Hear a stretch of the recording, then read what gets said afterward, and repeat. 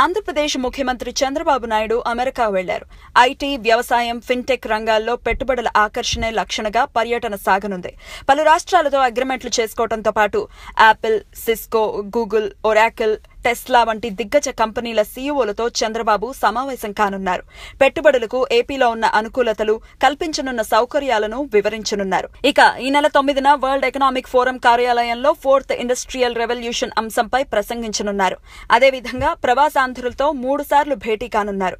చిత్తూరు జిల్లాలో Apple company ఏర్పాటుపై ఈ టూర్లో క్లారిటీ రానుంది. అదేవిధంగా టాప్ మోస్ట్ 30 మంది సీఈఓలతో ముఖాముఖి కానున్న చంద్రబాబు ఏపీలో శాఖలను ఏర్పాటు చేయాలని కోరనున్నారు.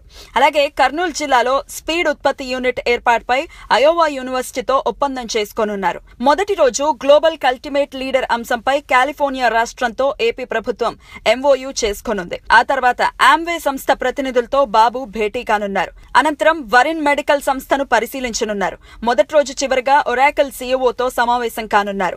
రెండో రోజు యుఎస్ఐబీసీ ఏర్పాటు చేసిన బ్రేక్ఫాస్ట్ మీటింగ్ లో చంద్రబాబు బృందం పాల్గొనుంది. అనంతరం టెస్లా కార్యాలయానికి వెళ్లి ఎగ్జిక్యూటివ్స్ తో బాబు భేటీ కానున్నారు. ఆ తర్వాత ఎన్ఐఓ సీఈఓ వారియర్ తో సమావేశమై అరిస్టా సీఈఓతో లంచ్ మీటింగ్ కి హాజరు కానున్నారు. అనంతరం నుటానిక్స్ సీఈఓతో, హేవలెట్ సీఈఓ వైట్మెన్ తో భేటీ కానున్నారు. రెండో రోజు లాస్ట్ మీటింగ్ సిఎక్స్ కంపెనీ ప్రతినిధులతో జరగనుంది. మూడో రోజు కేపీఎంజీ ప్రతినిధులతో బ్రేక్ఫాస్ట్ భేటీకి హాజరు కానున్న బాబు టీం రాత్రికి డల్లాస్ చేరుకుని ప్రవాసాంధ్రులతో డిన్నర్ మీటింగ్ లో పాల్గొంటారు. నాలుగో రోజు అయోవా యూనివర్సిటీలో బాబు బృందం పర్యటించనుంది. వ్యవసాయ రంగంలో నూతన పరిశోధనలను పరిశీలించనున్నారు. అలాగే స్పీడ్ ఉత్పత్తిపై అయోవా యూనివర్సిటీతో ఒప్పందం చేసుకున్నారు. చివరిగా ప్రవాసాంధ్రులతో డిన్నర్ మీటింగ్ జరగనుంది. ఐదో రోజు సిస్కో ఆఫీస్ కు వెళ్లి ఎగ్జిక్యూటివ్స్ తో భేటీ అవుతున్నారు. అదే రోజు యాపిల్, ఫ్లెక్స్ట్రానిక్స్, గూగుల్ కార్యాలయాల్ని సందర్శించనున్నారు. ఆ తర్వాత యుఎస్ఐబీసీ వెస్ట్ కోస్ట్ సమ్మిట్ లో పాల్గొనున్నారు.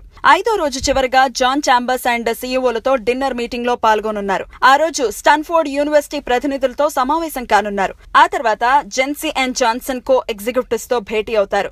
అనంతరం డబ్ల్యూఈఎఫ్ కార్యాలయంలో జరిగే కార్యక్రమంలో పాల్గొంటారు. ఏడో రోజు వివిధ కార్యక్రమాల్లో చంద్రబాబు బృందం పాల్గొనుంది. ఎనిమిదో రోజు ఇలినాయిస్ గవర్నర్ తో భేటీ అయి ఎంఓయూ కుదుర్చుకోనున్నారు. అనంతరం చికాగో నుంచి ఢిల్లీకి తిరుగు పయనం కానున్నారు.